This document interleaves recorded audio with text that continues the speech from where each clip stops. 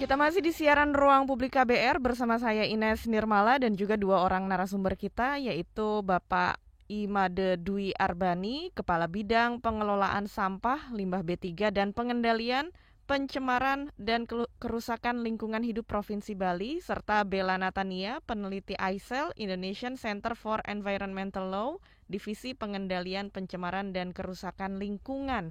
Siaran Ruang Publik KBR juga bisa Anda simak di 100 radio jaringan KBR di seluruh Indonesia dan di Jakarta lewat 104,2 MS3 FM Jakarta.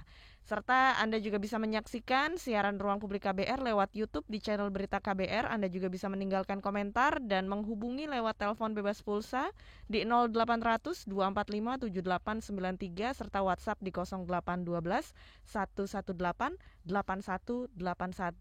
Kali ini kita membahas seputar mengurangi sampah melalui pembatasan karena kita tahu bahwa jumlah sampah, terutama ini yang kita bahas adalah sampah plastik ya, yang jumlahnya terus meningkat setiap tahun. Dan ini tadi Pak Dwi juga akan membagikan data seputar kondisi di Bali, sekaligus bisa disambung juga ya Pak Dwi seputar gambarannya di Bali ini, eh, berapa banyak sih sampah plastik sekali pakai yang dihasilkan setiap tahunnya? Ya, terima kasih Mbak. Untuk gambaran plastik sekali pakai yang ada di Bali, kami eh, tidak bisa menghitung secara pasti masing-masing item itu, Mhm. karena kebetulan di Bali tidak ada industrinya Mbak, dan tidak ada distributornya, yang ada hanya penyalur sama toko. Ya. Ya kalau itu ada distributor, ada pabriknya, mungkin kita bisa data, karena ini produknya datangnya dari luar Pulau Bali semua. Kemudian ya kalau kita lihat komposisi sampah kita di Bali, ya plastik kita dari total 100% ya, 19,7% adalah plastik, Mbak. Mhm. Plastik. Nah, mungkin sekian persennya adalah plastik sekali pakai yang kita larang tadi, kantong kresek, styrofoam, sama pipet plastik. Seperti itu. Nah, Oke. ini mm, kemudian kalau terkait dengan data yang tadi saya sampaikan terputus, bahwa kami di toko modern, ya contohnya mungkin saya sebut saja ya, ada toko atau mall dan seterusnya seperti Ramayana, Matahari, kemudian toko-toko yang jejaring nasional seperti yang lain, minimarket seperti saya sebut saja ya izin, Alfamart, Indomart, Circle K, yang jumlahnya sudah ratusan, mungkin sudah sampai ribuan di Bali, ada masih di pelosok-pelosok di desa-desa sudah muncul sekarang seperti itu, dan toko-toko masyarakat yang menjual kebutuhan masyarakat yang cukup berjejaring, ya kemudian juga toko-toko yang internasional seperti contoh McD, KFC dan lain sebagainya ya, itu semua sudah 100% tidak menggunakan plastik sekali pakai, Mhm. kresek seperti itu. Nah ini kami sudah lakukan di Bali, syukur ya sudah puji Tuhan, Tungkare ini sudah 100% tidak gunakan PSP plastik sekali pakai. Nah, kami masih punya PR terkait dengan pasar-pasar tradisional dan toko-toko yang dimiliki masyarakat. Ini data yang mungkin saya bisa sampaikan kepada pemirsa semua bahwa yang sudah disampaikan oleh Asosiasi Inaplas. Mungkin pernah dengar Mhm. Asosiasi Industri Olefin dan Aromaterapik dan Plastik Indonesia. Mereka sudah mengatakan bahwa 30% sampai 40% sudah berkurang distributor mereka di Bali dengan ada kebijakan Pergub ini. Ya, Oke. berarti kita bisa mengurangi 30 sampai 40% PSP yang masuk ke TPA dengan cara reduce tadi. Oke, baik. Jadi memang bagiannya dari pemerintah Bali adalah untuk reduce atau mengurangi timbulnya sampah-sampah plastik gitu ya, Betul. semakin supaya tidak semakin banyak lagi, bisa meminimalisir. Dan tadi juga sudah disebutkan oleh Pak Dwi ada kantong kresek, styrofoam itu sudah dilarang di toko-toko di Bali.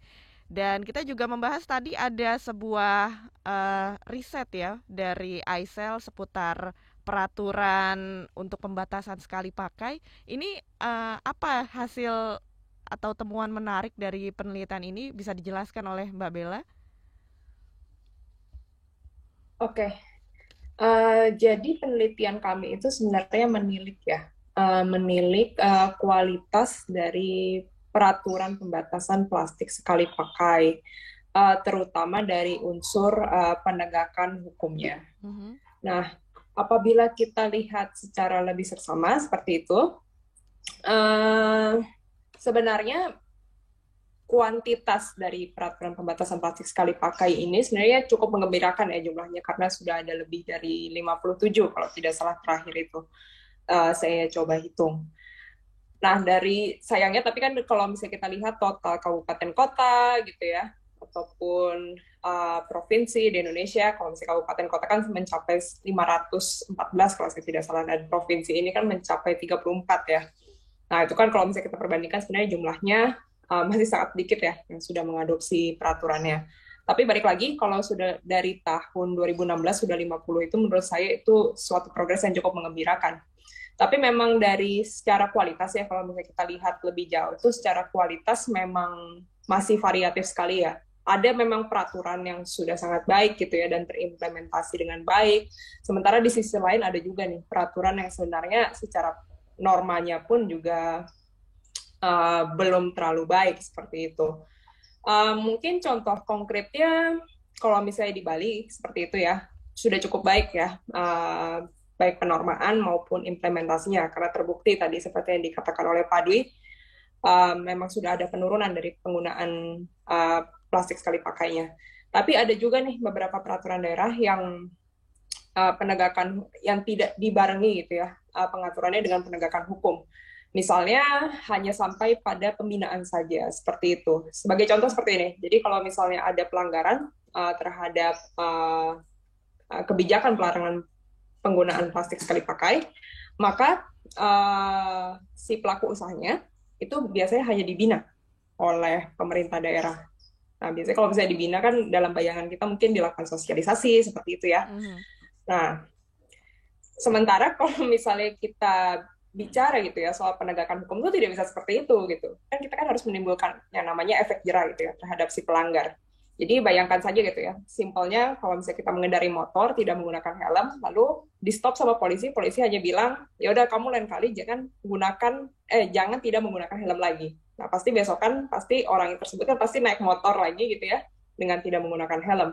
Nah bagaimana sih sebenarnya cara menimbulkan efek jerah ini ataupun pada akhirnya mendorong gitu ya, mendorong orang untuk menaati pengaturannya tersebut. Nah ini tuh ada dua opsi sebenarnya, ada yang menggunakan sanksi, ada juga yang menggunakan tadi instrumen ekonomi yang sudah disebutkan oleh Mbak Ines di awal.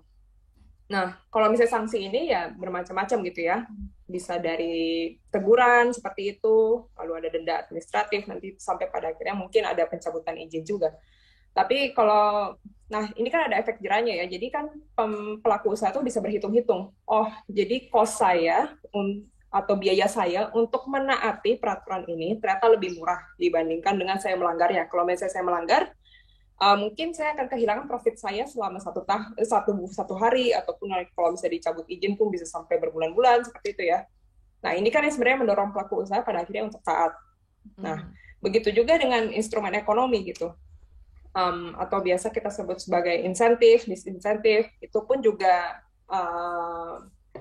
logika yang bermain di belakangnya pun sama ya. Jadi memberikan insentif bagi pelaku usaha yang taat, sementara memberikan disinsentif bagi pelaku usaha yang tidak taat. Jadi supaya mereka bisa hitung cost and benefit-nya gitu ya. Jadi akan lebih murah untuk menaati peraturannya dibandingkan tidak menaati peraturannya. Kurang lebihnya seperti itu, Mbak. Oke, baik. Ini makin menarik ya perbincangan kita seputar mengurangi sampah melalui pembatasan, bisa menggunakan sanksi ataupun instrumen ekonomi bagi pelaku usaha supaya semakin minimal lah ya sampah plastik yang dihasilkan. Oke, kita akan lanjutkan lagi perbincangan kita di siaran Ruang Publik KBR setelah jeda, dan juga kita masih mengajak pendengar Ruang Publik KBR untuk ikut bergabung. Silahkan menghubungi lewat telepon bebas pulsa di 0800 245 7893 atau WhatsApp di 0812 118 8181, dan juga Anda bisa nantinya mendengarkan lagi siaran Ruang Publik ini melalui podcast di www.kbrprime.id. Dan jangan kemana-mana, kita akan kembali lagi ke siaran Ruang Publik KBR.